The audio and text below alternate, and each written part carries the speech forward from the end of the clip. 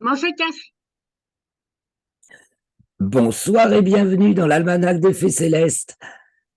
Bonsoir Yasmina, bonsoir à tous. Attends, là, mon truc, il s'est bloqué.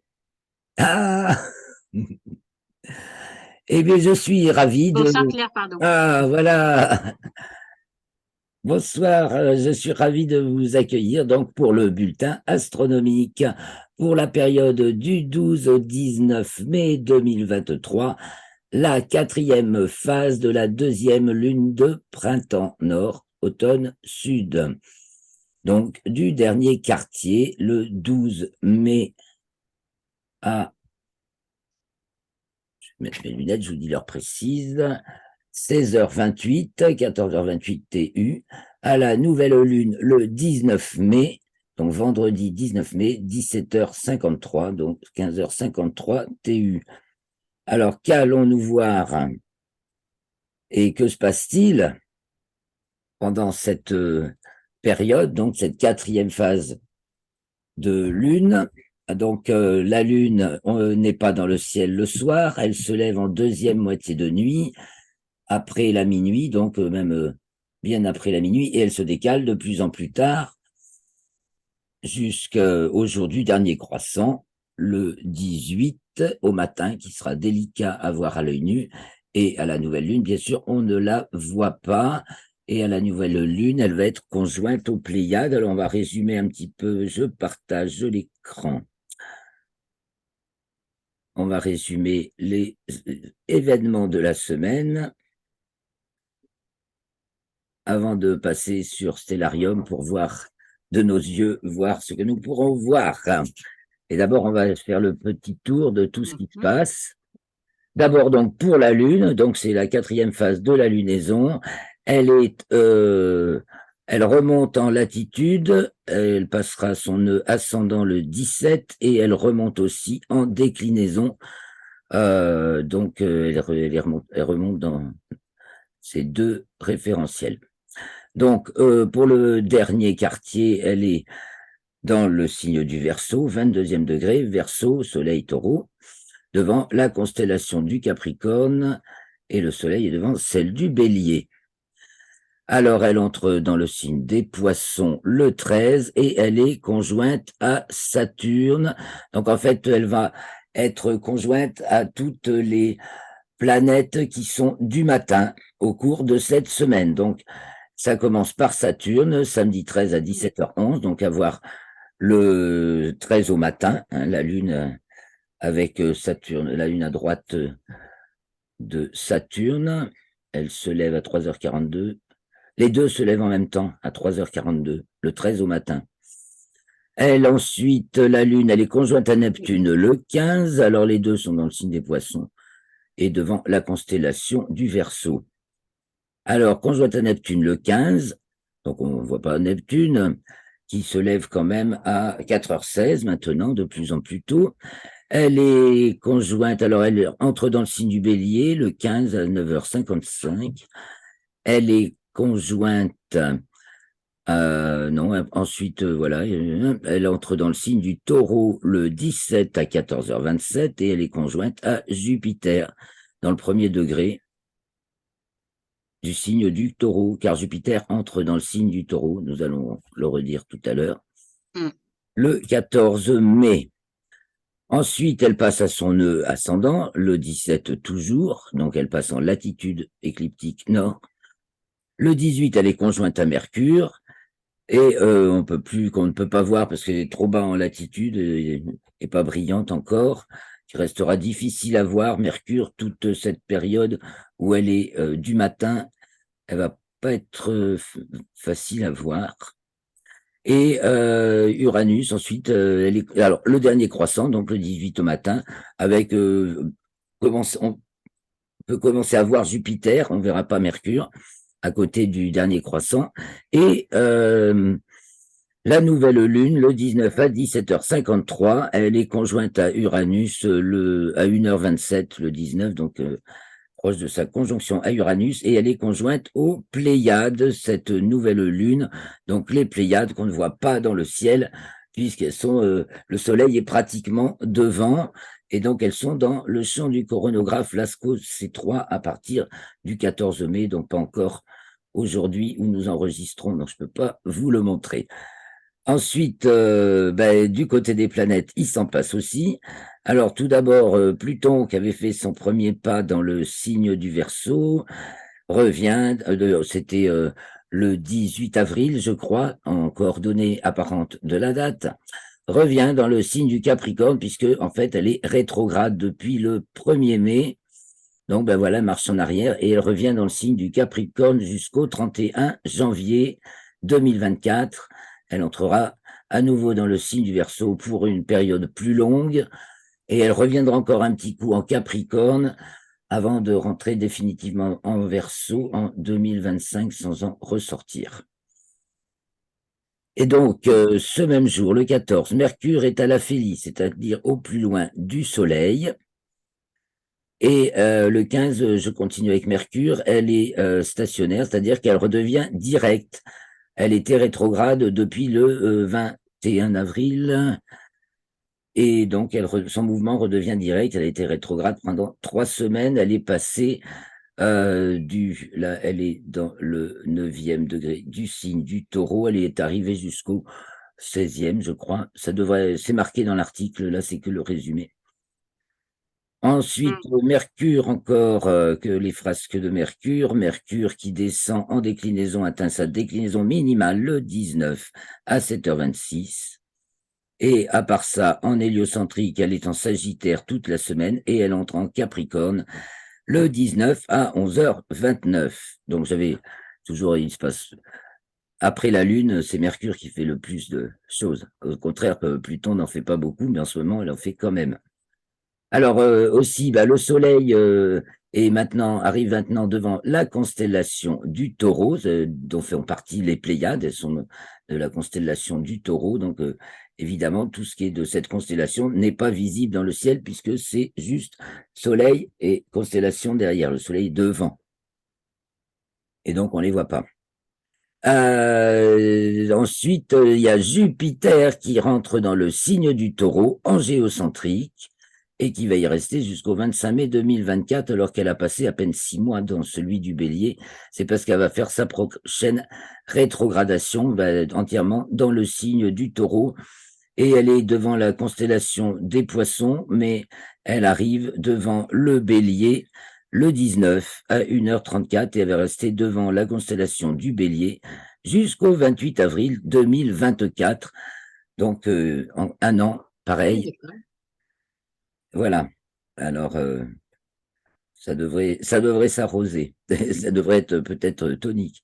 On en reparlera tout à l'heure dans les commentaires astrologiques. Et donc, voilà pour Jupiter. Nous avons Mars. Alors, d'abord en héliocentrique, elle entre dans le signe de la Vierge. Elle y reste jusqu'au 24 juillet. Et à part ça, elle arrive en géocentrique devant la constellation du Cancer. Donc, elle était devant les Gémeaux, là. Elle est passée. On va voir son alignement. Ah oui, le 14. Justement, on va voir son alignement avec Castor et Pollux des Gémeaux, juste avant Mars avance, donc, et elle va après ensuite arriver dans la constellation du Cancer qui est toute proche, et elle s'y trouve jusqu'au 20 juin. Et ensuite, il y a aussi Vénus qui est en héliocentrique entrant dans le signe de la Balance jusqu'au 11 juin, elle va s'y trouver. Et voilà, c'est tous les événements de la Lune, du Soleil et des planètes au cours de cette semaine, plus quelques petits détails. Donc la Lune passe de la constellation du Capricorne à celle du Taureau. Non, du coup, il n'y a pas de conjonction avec d'étoiles très brillantes à ce moment-là, mais elle est conjointe à toutes les planètes du matin, donc comme j'ai dit. Nous avons encore l'équation de temps qui atteint son premier maximum négatif de l'année le 14 mai. Donc, à partir de là, le jour qui augmente pour l'instant jusqu'au 21 juin va se décaler vers le soir, alors qu'à présent, il se décalait vers le matin. Il va se décaler vers le soir jusqu'au fin juillet. Donc, nous avons dans le champ de Lascaux C3 Uranus jusqu'au 19 mai. Alors, sur le 19 mai, elle est pas du tout visible dans le ciel encore, et les Pléiades du 14 au 29 mai. Et nous apprenons que l'ultime croissant de cette lunaison est visible à Sumatra et en Malaisie. Alors maintenant, on va se jeter dans Stellarium et aller voir le ciel. Alors, on va arrêter le temps pour le faire mieux avancer.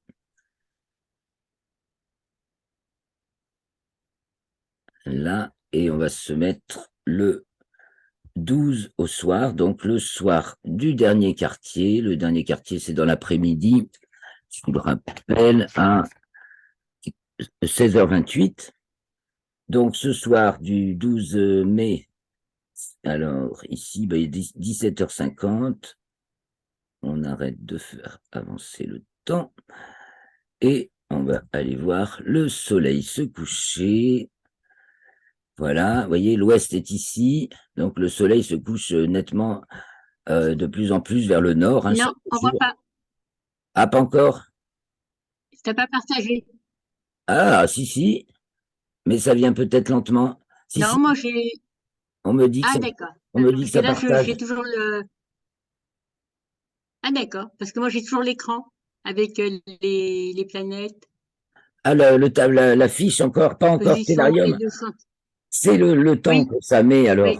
Alors prenons le temps de respirer dans ce cas-là. Tu me dis, hein, quand tu vois Ok. Stellarium, là je suis à l'ouest, D'accord. tu tournais vers l'ouest, et ici on voit le soleil, donc à droite de l'ouest, si on est face à l'ouest, donc vers le nord, nord-nord-ouest. Chaque jour, jusqu'au 21 juin, il va se coucher un petit peu plus vers le nord. Et donc le 21 juin, il se couche carrément au nord-ouest à 45 degrés de latitude nord. Donc, au début de la nuit, je nous mets à 21h50, hein, parce qu'il se couche à 21h10 à peu près, 10 et quart, enfin ça dépend où vous habitez précisément, mais il se couche de plus en plus tard. Et il va se retarder beaucoup sur le soir maintenant, et Il n'y a pas, hein? toujours pas. Hein. Bon, alors j'arrête le partage et je le Non. recommence. C'est peut-être le plus efficace. Ah, ok. Nous recommençons. Est-ce que là tu vois? Et impeccable. Ah, Là, je vois. ah ben c'est voilà, c'est très bien, il suffit de le refermer Là, il suffit de et voilà. Alors le soir, en début de nuit, du côté de l'ouest, aux alentours de 22 heures, voilà, faut qu'il fasse suffisamment nuit. Il fait nuit noire à 23 heures bien passées. Hein, attendez. Le crépuscule astronomique commence à... Ah ouais, c'est ça, hein, 23h13 le 12, 23h25 le 19. Donc à 22 heures, c'est le crépuscule civil, dirons-nous. Enfin, voilà, le soleil est Mm. couché depuis une quarantaine de minutes et une cinquantaine de minutes. Voilà, donc ce qu'on ne peut pas manquer en premier, bien sûr, c'est Vénus qui brille de tous ses feux, partie Ah puis ouais, est toujours l'astre ouais. le plus brillant après le C'est soleil et joli. la lune. Donc pas de lune le soir dans le ciel. Donc le soir, on va avoir à admirer Vénus, qui est avec un instrument. Alors, elle est vraiment, elle se couche, hein, elle se couche près de 4 heures après le soleil, quoi. Elle se couche aux alentours de 0h40. Alors, elle est vraiment, même Oui, si d'accord. c'est ça, oh, 0h50, 55, presque 1 heure du matin. Bon, ça fait 23 heures, Mm. à l'heure du méridien. Par lequel? Si on enlève les 2 heures d'avance qu'on a à l'heure d'été. Alors, Mm. voilà, donc elle est devant la constellation des Gémeaux, elle aussi. Et puis, au-dessus, il y a Mars, bien sûr, plus discrète, néanmoins remarquable par sa rougeur. Hein. Bon, ici, on a Bételgeuse qui disparaît, on ne Mm. voit plus. On verra Capella qui brille bien. Et donc, Mars est à côté de donc Castor et Pollux, et elle va avancer de jour en jour. Donc, on va avancer d'un jour, le 14, le 13, le 14, elle forme un alignement parfait pratiquement avec Castor et Pollux. Puis après, elle va continuer à avancer. Et voilà, puis elle va arriver donc devant la constellation du Cancer. Là, voilà, le 16. Le 17, elle arrive dans la constellation du Cancer. Ça, c'est ici. Et après, on la verra avec l'amas de la crèche. Donc voilà, en début de nuit, nous avons nos planètes Vénus et Mars qui sont devant la constellation des Gémeaux, et puis Mars qui arrive devant celle du Cancer. Alors un petit peu plus tard, parce il fait encore lumineux, on verra Procyon, et puis on verra Capella, avec Vénus pratiquement à mi-chemin de ce segment aussi, c'est intéressant. Alors en prenant une heure de plus, hein, voilà. Donc, Vénus et Mars sont pas encore couchés. Nous avons au-dessus le Lion, donc qui est remarquable avec Régulus là, donc qui descend, hein, qui va se coucher. Je réduis un peu. Je me tourne un peu vers le sud, sud-ouest. Donc le Lion il est à peu près au sud-ouest. Au sud, nous avons la Vierge avec Spica, hein, qui culmine en début de nuit. Et au-dessus, très brillante Arcturus. Alors je réduis, hein. Tu vois toujours bien? Ah oui, impeccable, hein. Bon, Il y a même une lumière verte à côté du sud-est. ah voilà, je mets la grille azimutale, ouais, on voit ici donc le zénith, le sommet du ciel, et là, l'horizon. Donc on voit en début de nuit Spica, qui passe à peu près au méridien, et Arcturus, qui brille très fort, et que l'on trouve, donc ensuite, on voit tout en haut du ciel, la grande ours, avec la queue de l'ours, et en prolongeant l'arc formé par la queue de l'ours, qui à ce moment-là entoure le zénith, on suit, on tombe sur Arcturus du Bouvier et Spica de la Vierge. Donc ça, c'est du côté sud-est maintenant. Nous avons la constellation de la Balance et celle du Scorpion qui apparaît déjà. Il est 23 heures et le Antares se lève du Scorpion, voilà, du côté de l'Est. Il y a une lumière verte. Ah, c'est des étoiles filantes. Alors, Anti-Hélion, c'est le point opposé au Soleil, Ah exactement. ouais, Et après, les autres, ah, donc, ils se déplacent aussi de jour en jour. Il est traceur du Soleil. Le lendemain, tu vois, il se déplace d'1 degré par jour à peu près. C'est exactement le déplacement de la Terre autour du ah, Soleil, ou apparent du Soleil. Et donc, c'est le point pile opposé. c'est c'est pas Donc, mal. actuellement, le Soleil Mm. est devant la constellation du Taureau. Donc, le point opposé, l'anti-Hélion, est devant celle du Scorpion. Et les Et scorpions. on sait qu'ils peuvent pas se supporter. Mm. Orion et le Scorpion. Mais à mon Alors, avis, ils sont complémentaires. ouais, mais carrément, l'un chasse l'autre, c'est l'un ou l'autre, pas les deux à la fois. Chacun son tour. Mm. Apprends Mm. le Scorpion qui est le maître du temps. Alors, toujours en début de nuit, ben, nous sommes donc ici le 17 mai, bon, c'est au milieu de la semaine. Eh bien, du côté de l'Est, nous voyons s'élever Vega, qui brille bien fort, Deneb du Cygne Mm. et Altaïr de l'Aigle, qui va se lever 1 heure plus tard. Voilà. Donc là, il est 0 heure, donc près de 2 heures avant le minuit vrai. Tournons-nous vers le nord. On va regarder aussi ce qu'on a au zénith. Alors au nord, Cassiopée passe au plus bas. En début de nuit, enfin 0 heure, oui, voilà, en début de nuit, Cassiopée passe au plus bas. La petite ours et le dragon s'élèvent, tandis que la grande ours a déjà basculé du côté de l'ouest, elle descend maintenant. Voilà, et donc, si je remets le zénith, elle est toute, le bout de sa queue est tout proche du zénith. Donc au zénith, mais regardons, c'est comme si on s'allongeait et qu'on regardait le sommet du ciel, là. Et donc, ben, on voit Alcaïde, donc la queue de l'ours, toute proche du zénith. Et puis, voilà, il y a les chiens de chasse, la chevelure de Bérénice et le bouvier qui encadre ce zénith. Alors, au cours de la nuit, je reviens vers le nord. On va tourner un petit peu du côté du nord. Donc, d'heure en heure, ben, j'espère que ma connexion Internet tiendra le coup. D'heure en heure,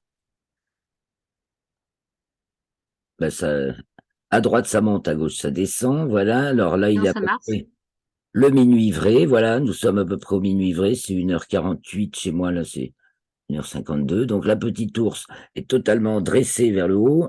Le dragon ben, passe, coiffe le ciel, coiffe la petite ours. Et puis, la grande ours pique du nez vers le sol. Tandis qu'à l'est, alors le lion va se coucher, vous avez vu à gauche, vite fait.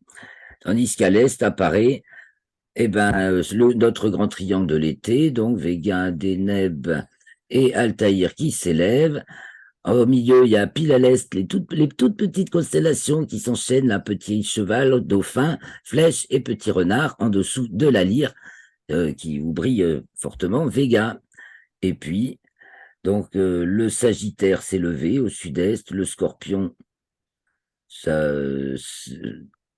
s'apprête à passer à sa culmination, qui est vraiment pas très haute. Et au cours de la nuit, on va aller voir les planètes du matin maintenant qui vont se lever en deuxième moitié de nuit, et puis la Lune aussi, qui va se lever en deuxième moitié de nuit. Alors, d'heure en heure, le 2, 3 heures. Ah, voilà. Alors, premièrement, se lève Saturne. Saturne se lève à 3h23, donc elle est devant la constellation du Verseau.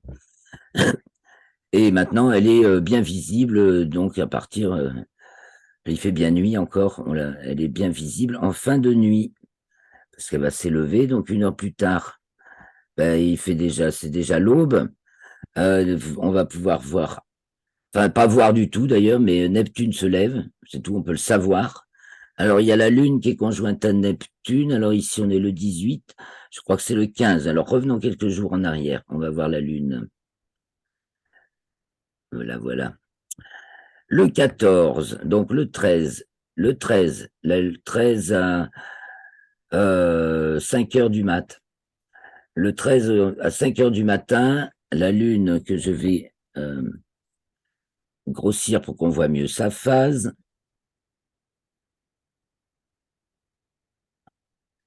Donc notre lune décroissante, notre vieux croissant de lune est à droite de Saturne. Là, c'est donc le 13. Le 14, le croissant est plus fin et en dessous de Saturne, il est 5 heures du matin. Alors la lune, elle se lève ce jour-là à 4h06. Donc vous avez vu, après, il y a Neptune, elle est conjointe à Neptune. Alors je vais remettre Neptune parce qu'on a fini.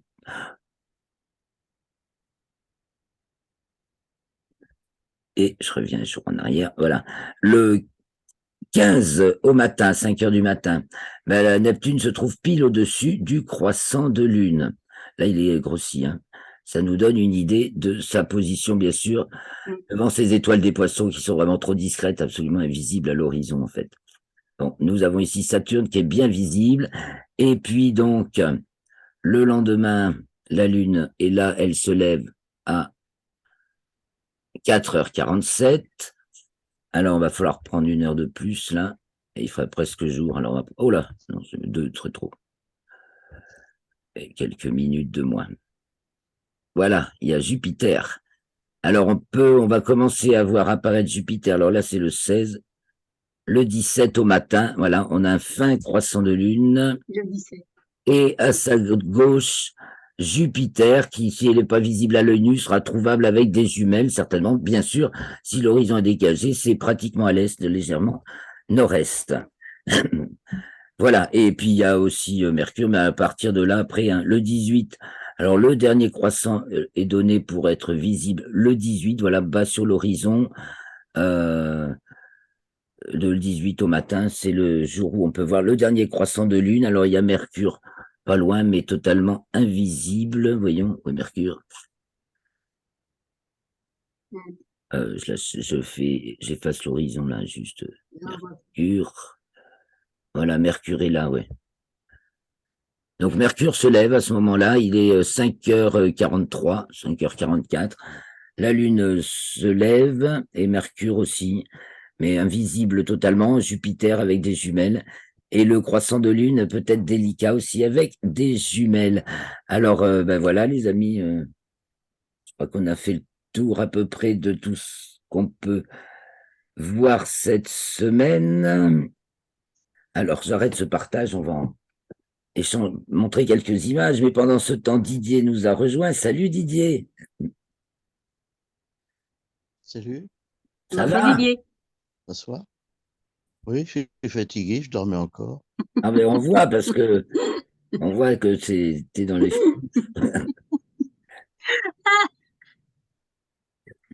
Bon, ben, il nous reste 10 minutes pour que je vous montre les images que j'ai sélectionnées et que on parle un peu des dernières news, me fasse la petite revue de presse. Alors allons-y, quelques images. Quelques images. Alors d'abord la Croix du Sud. Alors là, c'est le ciel de l'hémisphère sud. Une belle photo, n'est-ce pas, hein? Au cœur de la Voie lactée, bien sûr, mais le morceau qu'on ne voit pas. Et donc la Croix du Sud, ben, elle est là. La voilà. C'est ça, au milieu. Donc, c'est un peu grossi, hein. Et donc, c'est à peu près à 30 degrés de latitude Mais sud. nous, on la voit pas. Ah, je vous ai, bah non, c'est parce que j'ai pas partagé, voilà. Ah, bah tiens, ça m'apprendra. Ah, d'accord. Ah non, j'ai pas partagé, il faut que je partage, ça vient pas. Hum. Voilà, partager l'écran et ça va aller mieux. Voilà. Est-ce que vous voyez? Et donc, C'est marqué à commencer le partage. ça vient, ça vient. Ah, Ça y là, c'est bon. est. Ah, bah, Ah, il y a des taches. C'est un message. Ouais. Donc, est-ce que vous voyez voilà, la Croix du Sud depuis 30 degrés de latitude sud? Oui. C'est Ouais. cette figure. Et donc, comme on regarde Oh là vers le sud, le là. ciel tourne comme ça et le pôle se trouve dans le prolongement de 7 fois et demi ces deux étoiles et donc à 30 degrés de hauteur dans ce ciel. Et yes, voilà, la suivante. Ah ouais, c'est belle photo. Alors, Vénus, on peut suivre Vénus de C'est beau, semaine hein. en semaine grâce à un photographe italien qui s'appelle Luigi Morone. Et donc, on voit qu'elle est gibbeuse croissante. Voilà, elle passe de premier quartier à pleine Vénus. Elle sera, alors ça, pour vous retrouver ça, faut que j'aille piocher, pour connaître les dates précises de Vénus. Allez, allons-y. Euh,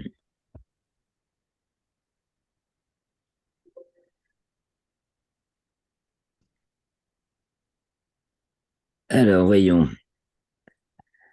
Elle sera au dernier quartier le 4 juin. Ah bon? Ah oui, c'est ça. Elle est en gibbeuse décroissante. Là, c'est une photo du 5 mai. Et donc, elle sera en conjonction inférieure le 13 août. Donc, on va la voir. Et d'abord, elle va atteindre son élongation S maximale le 4 juin. Donc, jusque-là, on va la voir énormément dans le ciel jusqu'au mois de juin. Et après, juillet, elle va rapidement disparaître puisqu'elle sera en conjonction inférieure le 13 août. Revenons sur nos images. Voilà, donc profitons de Vénus. Avec un instrument, on voit bien sa phase. Des taches solaires, soleil bien actif ces temps-ci, hein. Donc, d'excellentes photos de taches solaires. Hum.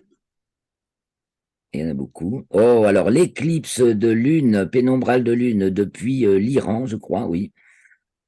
Voilà, donc montage photo, bien sûr, en succession de poses.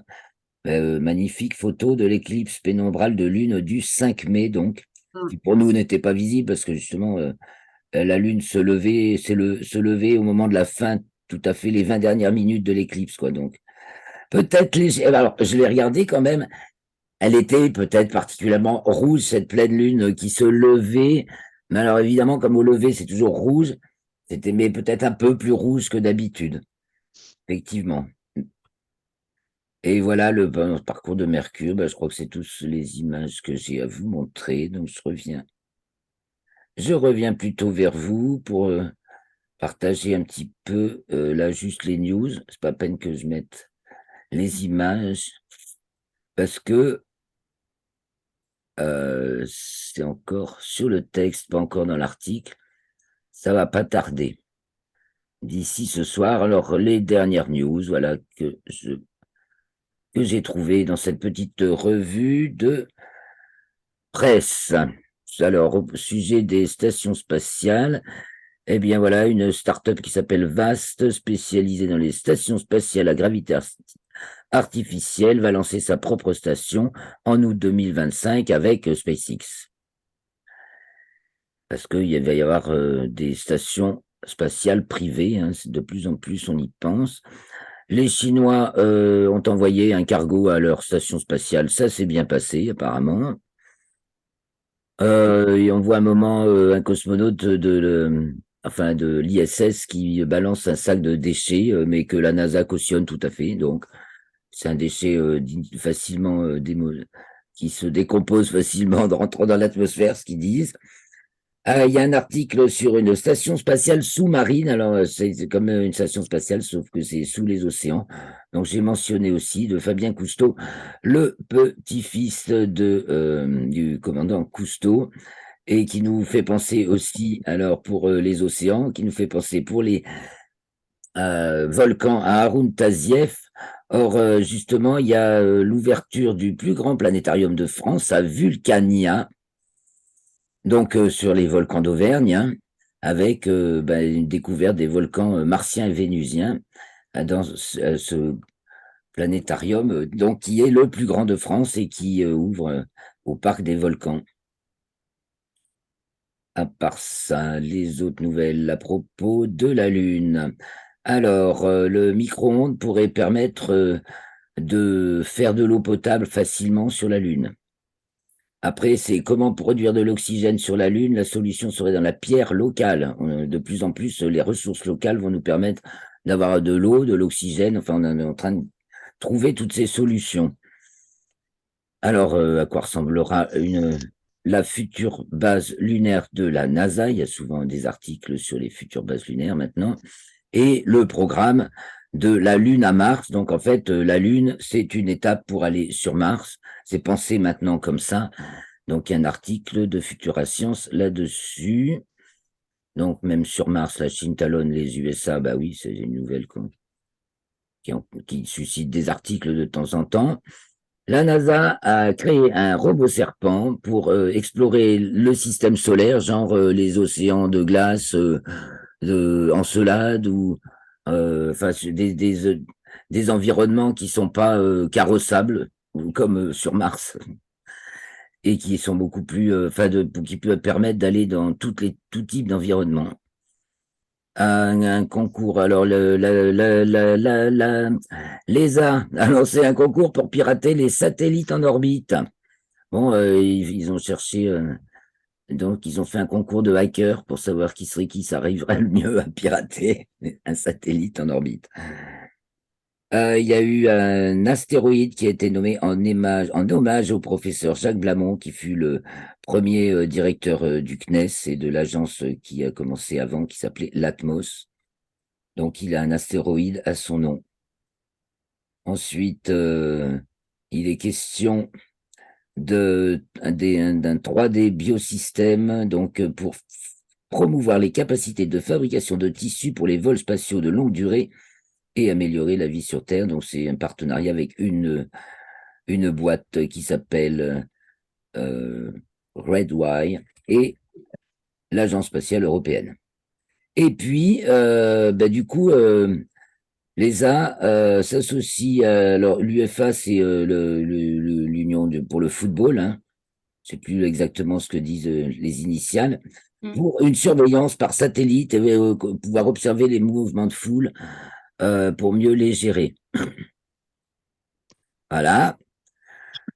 Après, on apprend que Virgin Galactic envisage de retourner dans l'espace à la fin du mois de mai.